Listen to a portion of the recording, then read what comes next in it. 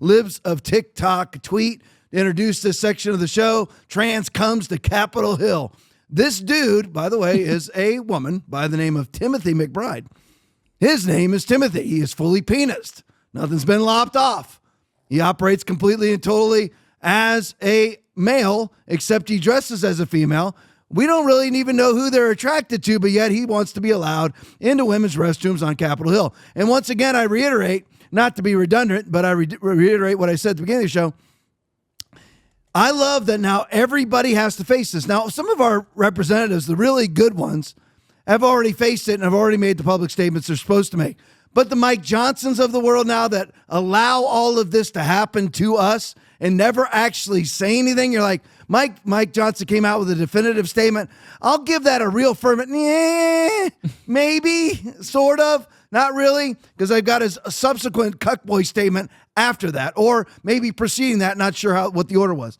But I love now, Capitol Hill is going to have to deal with this. So I love getting Democrats on the record. Do you want this guy in the bathrooms with you? I love it. I love it now. Now they're going to have to actually face it. It's just like they never have to face security concerns, so they take away our guns. They never have to face security concerns, so they take away our walls. They never have to face security concerns. They defund our police and then refund and give more and more money to the police around them, the Capitol Hill police that have 2,700 members. There's 2,700 police officers, Capitol Hill police officers, in a 2 square mile area. There's 800 in all of the city of Seattle, but around Nancy Pelosi and Chuck Schumer and Lindsey Graham, they make sure they've got 2,700 police officers and then defund our police departments, because we are not living right now in a constitutional republic. We are living in a bourgeois, elitist, leftist, globalist, hierarchical hypocrisy sort of oligarchy. That is what we're living in right now. So this dude who dresses up as a woman and won a congressional seat, where at? Joe Biden's home state of Delaware. What a shock. See, is very mad that women don't want him using the women's restroom in Capitol. How do you use your penis in a women's restroom? I mean, how in the world does that? Why do we even need to have this conversation? Somebody in the room, help me. Why in the world do we even need to have this conversation about how would a man dressing up as a woman use his penis in a woman's restroom? There's no urinals in there.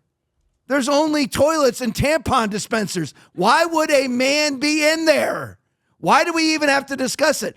Because the left has heavily listed us towards, like in a raging sea, towards absolute asinine idiocy. This is the picture of asinine idiocy right here. I want to use the women's room. No, I don't know whether you tape it up. I don't know whether you tuck it up. I don't know if you pinch your legs together or your butt cheeks together all day long to keep that thing up there. But you are a fully penis man. Maybe you're just like Michelle Obama and you just let it hang. I don't know. But you're not going into a ladies' restroom. And I love that Nancy Pelosi is now going to have to go on the record. I love it. Hakeem Jeffries is now going to have to go on the record. AOC and the rest of the squad. Rashida Tlaib, Iona Presley.